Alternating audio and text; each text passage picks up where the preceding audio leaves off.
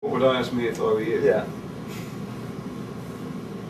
I don't know. I mean, it's not that complicated, I don't think. You know, it's not like there aren't any like secrets to unlock that, you know, once you get into the world of work, they pass you the envelope with the secret information in it or something. You know? I would honestly say this is a terrible thing to say to people because they never believe you. And why would they? No, I wouldn't have believed me at the time. But you know, the stuff you learn now really doesn't matter that much. Like the actual, you know, stuff in the books. Yeah, it's the practicing living that's the important thing.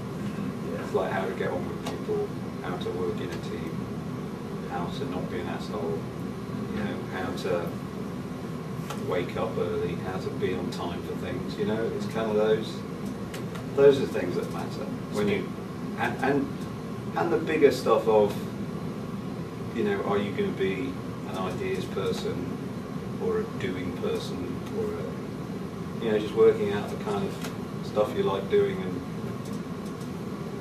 how to, and then okay, this is what I like doing. What's a job that will fit that? You know. So for me, if I went back, there's no way I'd have done the education I've done, or I did, because it was pretty much 3 wasted years. You know, it was kind of. Whereas I could have gone somewhere where I could have tried some film, I could have tried this, I could have tried that, which I spent most of the rest of my life trying to, you know, do that. But if I could start again, I'd be an editor. I think being a film editor would be a perfect job for me. And to some extent, you probably have to fight the school for that, because I was talking to Mason, and obviously it's in their interests for you to do exactly, like to do simple things, not to play around, not to try lots of different things, you know, to come in, earn your qualifications and go as quickly and efficiently as possible, using as few resources as possible. Right. You know, so that's kind of what they're going to push you towards. Then it's in your interest to kind of go, no, I want to try this, and I want to do that, and I want to play over there, and I want to do this. So pushing that's a good thing, I'd say. And if you can do both, if you can play and come out with a good qualification, then brilliant. If you were in a hiring position, you wouldn't hire somebody that didn't have a blog. How come?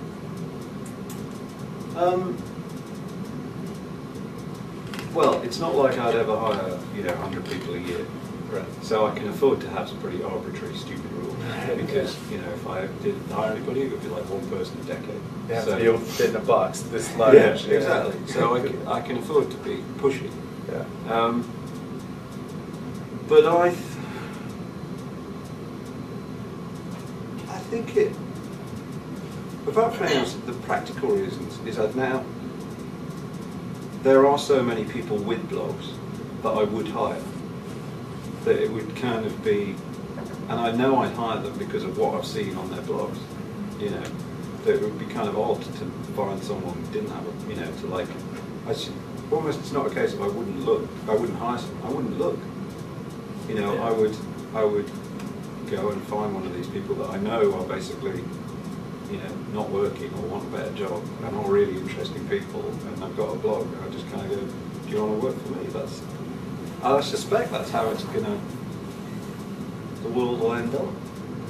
People who are just out there, you know, they're professional, who they are is just out online somewhere, and other people go, great, are you busy at the moment? Okay, can you do this for me? And part of the reason I think it's a good thing to do is it teaches you stuff that's quite hard. It teaches you, in some ways it's like public speaking, I guess. It's kind of, it's like a thing that people are terrified of, but when they get good, you know, you've got to have a decent job these days, you've got to be able to do it. Yeah. And I think blogging is quite like that in some ways. Not that you have to blog to have a job, but a lot of the skills, you know, it's about being willing to write an idea down and put it in public and listen to what people are saying. It's about doing something regularly, you know, whether you've got something to say or not, almost. Right. I read a thing this morning, brilliant thing about the early days of the BBC, when British broadcasting was starting in the 20s or 30s. And they had a scheduled kind of news program, you know, on the radio. And it was like, I think just one a day, you know, at 6 o'clock in the evening, kind of the news would come on. And someone describes going to audition for the job, and he goes into the studio and he watches that day's broadcast, not broadcast, is it broadcast? Yeah, it's on the radio anyway, he goes in to see this thing. The guy stands up, or sits in front of the microphone, playing the news music, and he says, "Good evening, today there was no news." And it's just kind of, I think, and it's just that notion that when they started, if nothing interesting had happened, they'd just kind of go, well, there was no news today. And I just think there's a cut, and now, you know, there's 24-hour news programs. Yeah. Who aren't saying there was no news. They're generating news. They're generating news. And to some extent, blogging is a bit like that. I've found it's like if you go for a couple of days, you just kind of go. And what you want to write, in a way, is I've done nothing, nothing's happened, I've not had any thoughts. You know, that's. But it forces you to. Maybe it's bad in some ways, but it forces you to have ideas and do stuff and write. And I think that's. I think that's a good thing. But yeah, you can. But the good thing about blogging is it can be very controlled. So you can do it anonymously. You can do it behind a password. There are so many blogs out there that if you start writing a blog tomorrow and don't tell anyone about it, no one will find it. So you can